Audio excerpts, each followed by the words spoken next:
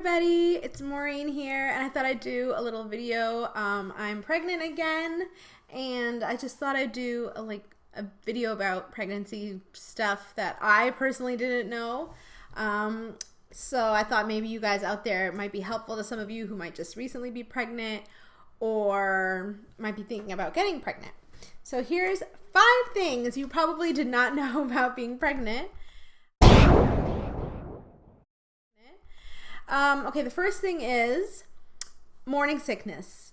So morning sickness is actually like a bad name for it because a lot of people don't get sick in the morning. Myself included. I would get nauseous in the evening, like before I was going to bed. That's when the nausea came the hardest.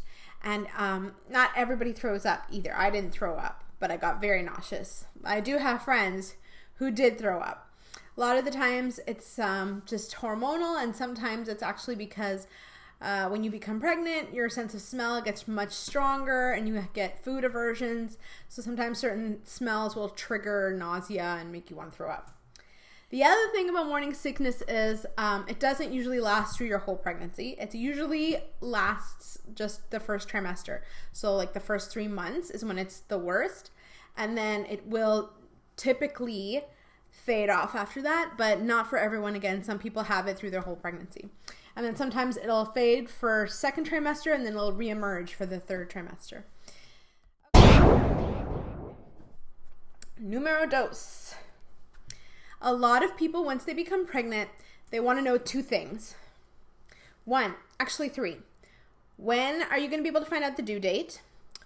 When are you going to start to show? And when do you feel your baby kicking? Those common questions are very common for women who are first pregnant. So when can you find out your due date? Typically, you will not be able to see the baby's genitals on the ultrasound until after, I believe it's 17 weeks.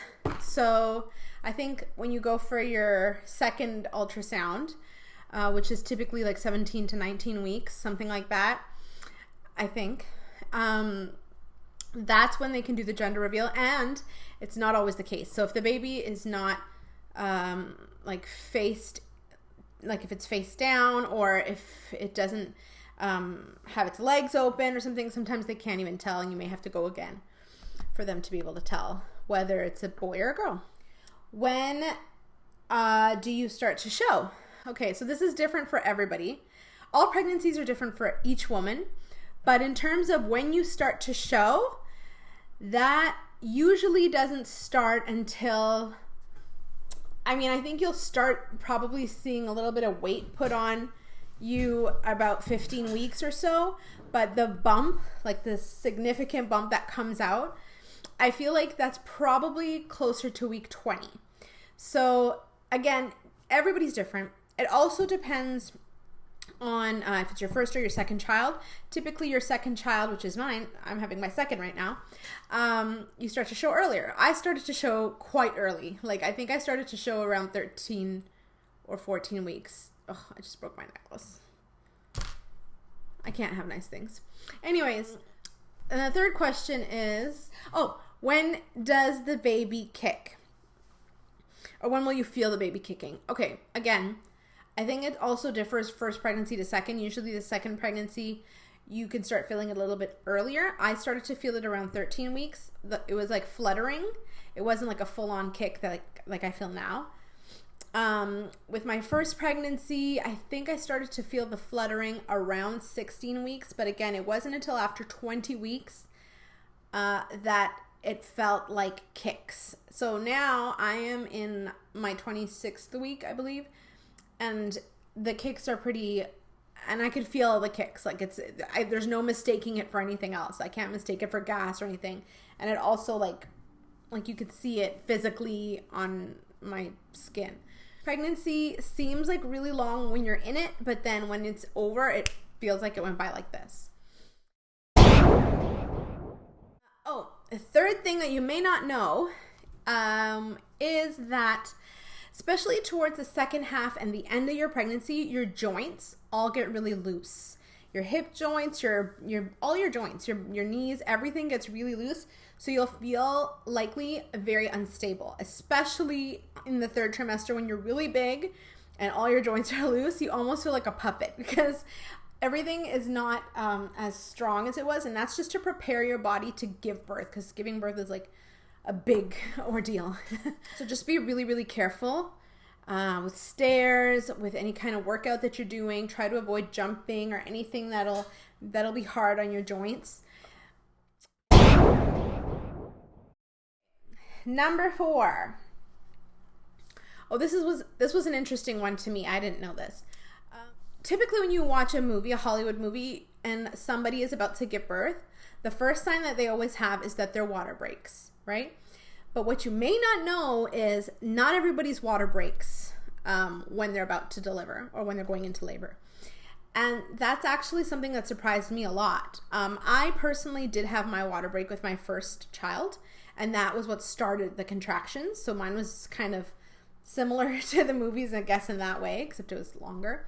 But a lot of women do not actually have their water break at all, and they actually go in and induce the labor, and the doctor breaks their water for them. The other thing about your water breaking that I didn't realize is that, you know, when they see it in the movies, it's like, it looks like your water broke, like you just poked a hole in a bag of water, all the water leaked out, and that's it, and there's no more water. That's not what happens. So your water will either leak slowly or gush out. That's true. But it doesn't stop.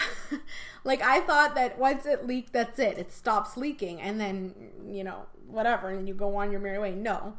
It will keep leaking until you deliver the baby. Like, it doesn't stop leaking. Oh, and number 5 is that labor is usually significantly longer than what they show you in the movies. So typically in the movies, your water breaks, you're rushed to the hospital, and then within an hour, you know, you're pushing, and the baby comes out. That's rare. Very, very rare. It does happen. I find that usually that tends to happen with people who are much younger. Their bodies, they go into labor easier, faster, and they bounce back faster. But for, I guess, most of the population, your labor tends to be longer, like somewhere 12 to 48 hours. Some women are even in there for longer, and some are shorter. I've seen everything. I've seen people who've gone in and they've been in labor for like 5 hours and they deliver the baby, and it was like not a big deal. And then I've seen people like me who were in labor for almost 48 hours. And, but it's not pushing for 48 hours. I hope you understand. So you start getting contractions, and the contractions, they literally feel like a period cramp that comes every few minutes. And then as the cramping time gets closer and closer together, the pain gets more intense. Yeah, and as it gets more intense, then that's how you know it's getting closer and closer to the time when you're going to push the baby out. And you know you're going to push the baby out when you feel like you need to take a great big poop. That's what it feels like you're going to take the world's biggest poop. It's really graphic, I'm so sorry, but that's what it feels like. That's how you know that the baby's about to come out. So if you don't feel that, you're probably not at the pushing stage yet. And if you're like me and a lot of women who elect to have an epidural, you may not feel that very much. Like mine was, I had an epidural, but it wore off, so I felt quite a bit down there. But I feel like some women who have them don't feel anything down this area. They feel nothing. They can't move their legs. They can't do anything. And so they may not feel, I'm sure they'll feel some sort of pressure, but they may not feel when it's time to push. Yeah, so those are the 5 things that I wanted to share with you guys about pregnancy, and I'm probably going to make another video on weird things that happen during your pregnancy that are actually normal. So let me know if you guys want to see that video. Post a comment below, and I also wanted to share with you guys some things that because my first pregnancy I had a midwife, so she gave me some remedies and some things that will help with your delivery. just natural things. One of them is a tea that I started drinking now in the second trimester. And basically you drink like 1 cup a day, and then towards the end of your pregnancy you up it to 2 to 3 cups, I think. 2 to 3 cups, like as you go along. You start with 1 cup, and then a few weeks later you do 2 cups, and then 3 cups a day. And this is raspberry leaf tea. Basically what it does, it helps your uterus get ready for birth. Yeah. It just helps your muscles and everything in your uterus get ready for birth. Don't ask me how it works, but it just helps to make delivery a little bit easier. And believe me, you'll need it to be as easy as you can get it to be. The other thing that I haven't started taking yet, but I'm going to start taking towards the end of my pregnancy. I think it's after 34 weeks that you start with this. This is evening primrose oil. So this basically is also supposed to soften your cervix.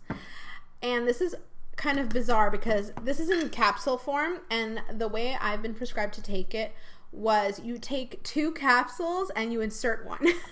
I know that sounds crazy, but it actually will help make your cervix softer and help prevent tearing and all that stuff. All of these things are just to help your body get ready for delivering the baby. But this you should not take until the very end of your pregnancy, because they say that it could induce labor, which I don't think it did. I actually went past my due date, but just to be on the safe side, don't do it. Other than that, like, I just take my prenatal vitamins and my iron because I need to, and that's it. So I hope this video was helpful, you guys. I'm really sorry about the lighting. It's kind of crap in here, but whatever. Let me know if you guys want me to make the other video about the weird things that happen in pregnancy that are actually absolutely normal. And yeah, I hope you guys have a great day. Love you all. Bye.